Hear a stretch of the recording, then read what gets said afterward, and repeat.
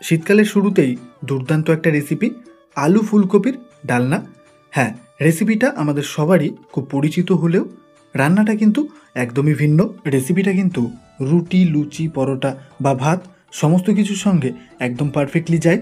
By the way, আমার মায়ের রান্নাঘর মনিকা কুকিং কিচেনের আরও একটা নতুন পর্বে, নতুন একটা রেসিপিতে তোমাদের সকলকে স্বাগত।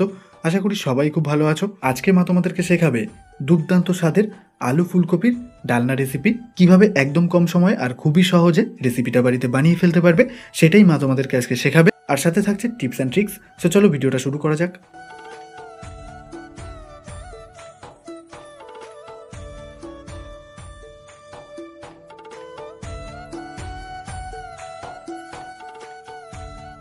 আলু ফুলকপির ডালনাটা বানানোর জন্য প্রথমেই কিন্তু মা ফুলকপিটা কেটে নেবে। তো প্রথমে কিন্তু ফুলকপিটাকে একটা পারফেক্ট সাইজে কেটে নিতে হবে। তবে আজকের রেসিপিতে মা ফুলকপিটাকে খুব বেশি ছোটও করবে না, আবার খুব বেশি বড়ও করবে না।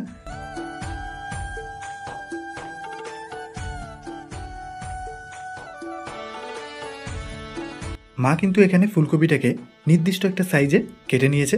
তো ঠিক কীরকম সাইজটা রেখেছে সেটা দেখিয়ে দিচ্ছে দেখো। তবে বন্ধুরা, অবশ্যই তোমরা তোমাদের ইচ্ছা অনুযায়ী যে কোনো সাইজে ফুলকপিটাকে কাটতে পারো, তবে একদম ছোট ছোট করলে কিন্তু আজকের রেসিপিতে ভালো লাগবে না।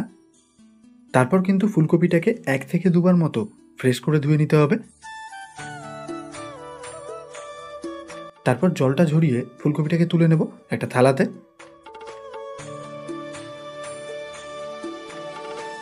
এবারে আশা করি ভালোভাবেই বুঝতে পারছো ফুলকপির সাইজটাকে এক্স্যাক্টলি মা ঠিক কীরকম রেখেছে। এবারে মা কেটে নেবে আলুটাকে। আজকের রেসিপিতে পারফেক্ট একটা সাইজে আলুটাকেও কিন্তু আমাদেরকে কেটে নিতে হবে। প্রথমে আলুটাকে মা একদম প্রেস করে ছুলে নেবে।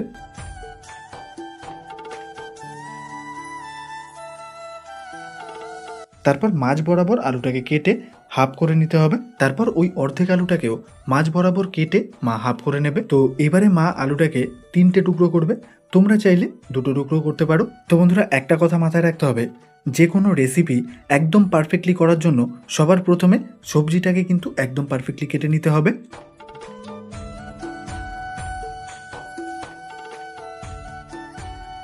তো এবারে দেখতেই পাচ্ছ টমেটোটাকেও মা ঠিক কীরকমভাবে কেটে নিয়েছে।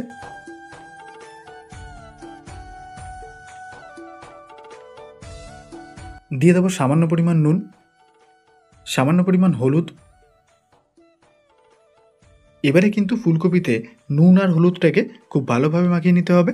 দেখতেই পাচ্ছ বন্ধুরা, এরকমভাবে একটা একটা করে ফুলকপিতে নুন হলুদটাকে ভালোভাবে মাখিয়ে নিতে হবে। এক্ষেত্রে আমাদের মাথায় রাখতে হবে ফুলকপিতে যাতে নুন আর হলুদটা ভালোভাবে অ্যাবজর্ব হতে পারে।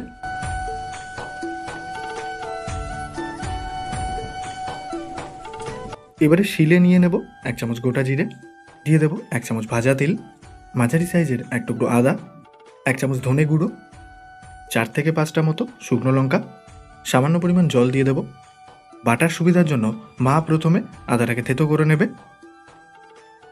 এবারে মশলাটাকে বেটে নিয়ে একটা মিহি পেস্ট আমাদের বানিয়ে নিতে হবে। তবে তোমরা চাইলে খুব সহজেই মিক্সিতেও মশলাটাকে বেটে নিতে পারো। তবে রান্নায় যদি একদম পারফেক্ট স্বাদের কথা বলো, তবে আমি বলবো তোমরাও শিলে মশলাটাকে বেটে নাও।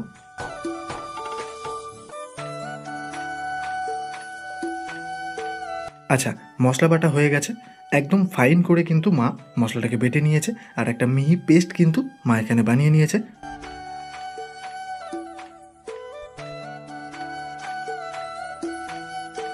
তো চলো, মা এবারে তোমাদেরকে দেখিয়ে দেবে মশলাটা ঠিক কীরকমভাবে মা বেটে নিয়েছে। তো দেখতেই পাচ্ছ বন্ধুরা, আর একটা কথা মাথায় রাখতে হবে, স্টেপ টু স্টেপ যদি আমরা ঠিকঠাক এগোতে থাকি তাহলে কিন্তু ফাইনালি রান্নাটাও খুব সুন্দর হবে। আর তার জন্যই কিন্তু ভিডিওটা পুরোটা দেখতে হবে, যাতে রান্নাটা একদম পারফেক্টলি শিখে নিতে পারো। টমেটোটাকে মা এখানে আলাদা বেটে নেবে।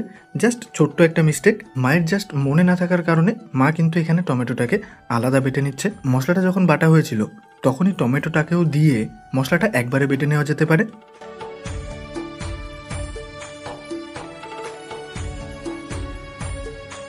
তো বন্ধুরা, টমেটোর পেস্টটাও রেডি হয়ে গেছে।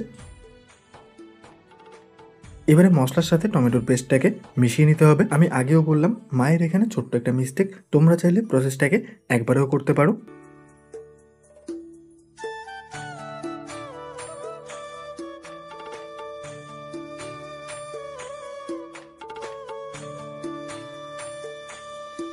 কড়াইটা ভালোভাবে গরম হয়ে এলে দিয়ে দেব বেশ খানিকটা পরিমাণ সাদা তেল।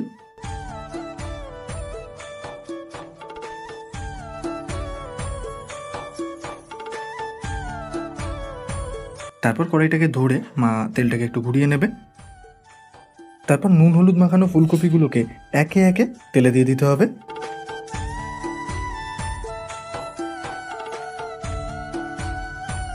আচ্ছা, এবারে আমরা ফুলকপিটাকে ঠিক কীরকমভাবে কতটা ভেজে নেব এটা বুঝে নিতে হবে। সবার প্রথমে ওভেনের ফ্লেমটাকে লো টু মিডিয়ামে করে দিয়ে প্রায় 6 থেকে 7 মিনিট ধরে ফুলকপিটাকে আমরা ভেজে নেব। মাথায় রাখতে হবে ফুলকপিটাকে কিন্তু আমরা একদমই কড়া লাল করব না, আর যাতে পুড়ে না যায় সেই দিকটা খেয়াল রাখতে হবে। মোটামুটি পুরো ফুলকপি জুড়ে একটা ভারী সোনালি কালার আসবে, তাহলে কিন্তু আমাদের ভাজাটা পারফেক্ট হবে। ফুলকপিটা ভাজা হয়ে গেছে, দেখতেই পাচ্ছ ফুলকপির কালারটা কিন্তু একদম পারফেক্ট এসছে। ঠিক এরকম একটা কালার যখন ফুলকপিতে চলে আসবে তখনই বুঝে নিতে হবে ফুলকপিটা পারফেক্টলি ভাজা হয়ে গেছে। তো এবারে কিন্তু মা আর একদমই দেরি না করে ফুলকপিটাকে প্লেটে নামিয়ে নেবে। তো বন্ধুরা, আশা করি ভালোভাবেই বুঝতে পারছো ফুলকপিটা কীরকম ভাজা হয়েছে। এবারে ওই তেলেই দিয়ে দেবো কেটে রাখা আলুগুলোকে, সামান্য পরিমাণ হলুদ, সামান্য পরিমাণ নুন। এবারে আলুটাকেও ভেজে নিতে হবে প্রায় 6 থেকে 7 মিনিট ধরে। ওভেনের ফ্লেমটাকে মিডিয়ামে করে দিয়ে অনবরত নাড়িয়ে চাড়িয়ে আলুটাকেও কিন্তু ভেজে নিতে হবে, তবে একদমই কিন্তু বেশি লাল করব না, এটা মাথায় রাখতে হবে।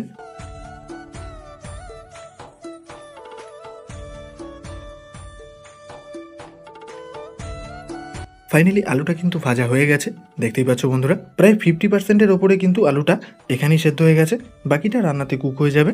এবারে আলুটাকে প্লেটে নামিয়ে নেবে মা।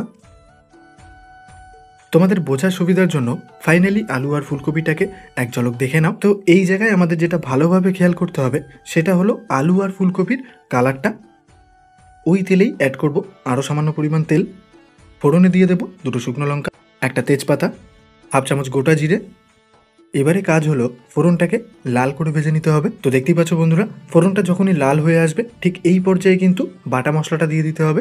সামান্য পরিমাণ মশলার বাটি ধোয়া জল, হাফ চামচ হলুদ, হাফ চামচ লবণ, দিয়ে দেবো হাফ চামচ চিনি, তবে চিনিটা কিন্তু সম্পূর্ণ স্বাদ মতো। এবারে ওভেনের ফ্লেমটাকে মিডিয়ামে করে দিয়ে মশলাটাকে কষিয়ে নেব প্রায় 6 থেকে 7 মিনিট ধরে। একটা কথা এখানে খেয়াল রাখতে হবে, মশলাটাকে যতটা ভালোভাবে কষাবো রান্নাটা কিন্তু ঠিক ততটাই ভালো হবে। যতক্ষণ না মশলা থেকে সুন্দরভাবে তেল ছাড়ছে ততক্ষণ কিন্তু মশলাটাকে আমরা কষিয়ে যাব। 3 থেকে 4 মিনিটের মাথায় এবারে মা দিয়ে দেবে হাফ চামচ কাশ্মীরি লঙ্কার গুঁড়ো। পুনরায় আবারও মা মশলাটাকে কষানো শুরু করবে। এবারে তোমরা হয়তো ভাবছো যে মাঝপথে কাশ্মীরি লঙ্কার গুঁড়োটা দিলে পরিবর্তনটা কি হবে। হ্যাঁ, চাইলে শুরুতেই কিন্তু কাশ্মীরি লঙ্কার গুঁড়োটা দেওয়া যেত বা দেওয়া যাবে। এই পর্যায়ে লঙ্কার গুঁড়োটা দিলে সেটা তেলের সাথে ভালোভাবে মিশে গিয়ে সুন্দর একটা কালার কিন্তু আমাদেরকে দেবে, আর এটা কিন্তু থেকে যাবে, মানে পুরো রান্নাতে খুব সুন্দরভাবে কালারটা আমাদের চোখে পড়বে। আশা করি এবারে কালারটা দেখে তোমরা সেটা বুঝতেই পারছো।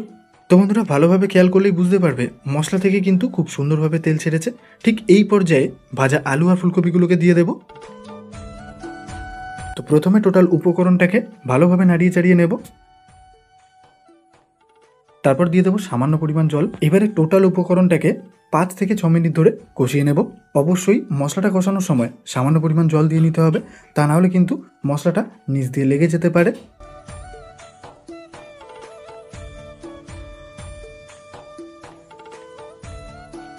এবারে রান্নাতে অ্যাড করব জল, মানে যতটা পরিমাণ ঝোল আমরা রাখতে চাইব ততটা পরিমাণ জল দিয়ে দেব। মা কিন্তু এখানে 1.5 মগ জল ব্যবহার করেছে, তোমরা তোমাদের প্রয়োজন অনুযায়ী জল দিয়ে দেবে। তারপর ভালোভাবে নাড়িয়ে চাড়িয়ে জলের সাথে টোটাল মিশ্রণটাকে ভালোভাবে মিশিয়ে নিতে হবে। ভালোভাবে নেড়ে চেড়ে নিয়ে এবারে মা রান্নাটাকে ঢেকে দেবে। প্রায় 6 মিনিট পর ঢাকনাটাকে মা সরিয়ে নেবে। আমাদের রান্না প্রায় শেষের দিকে, এবারে হালকা হাতে একটু নেড়ে চেড়ে নিতে হবে।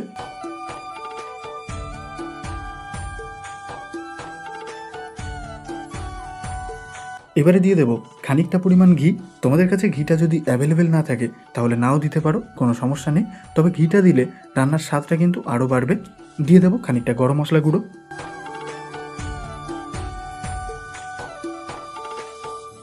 তারপর ওপর দিয়ে ছড়িয়ে দেবো কুচনো ধনেপাতা। এবারে শেষবারের মতো হালকা হাতে নেড়ে চেড়ে নিতে হবে।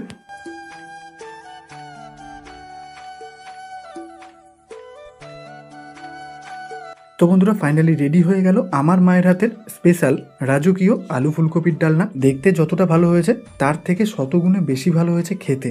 তাই আর একদমই দেরি না করে আজকেই রেসিপিটা বাড়িতে ট্রাই করো, তারপর কেমন লাগলো অবশ্যই কমেন্টে জানিয়ে দেবে। এরকম অফুরন্ত রেসিপির জন্য অবশ্যই চ্যানেলটাকে সাবস্ক্রাইব করে রাখবে, আর ভিডিওটা ভালো লাগলে অবশ্যই একটা লাইক দিয়ে কমেন্টে মতামতটা জানিয়ে দেবে। সো দেখা হচ্ছে আরও একটা নতুন পর্ব।